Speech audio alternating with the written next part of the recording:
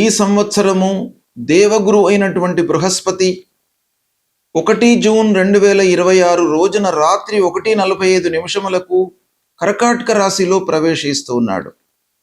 కనుక 2వ తారీఖు నుండి 12 రోజుల పాటు యమునా నదికి పుష్కరాలు ప్రారంభమవుతున్నాయి.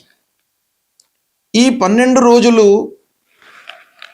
అందరూ కూడాను యమునా నదికి వెళ్ళి స్నానదానాదులు చేసి, తల్లిదండ్రులు గతించినటువంటి వాళ్ళు పితృదేవతల ప్రీత్యర్థమై స్నానము, దానము, తర్పణము, పిండ ప్రదానాలు చేయడం మూలకంగా వాళ్ళు సంతృప్తి చెంది మనకు అనుగ్రహాన్ని ఇస్తారు, ఆశీస్సులను కలిగిస్తారు.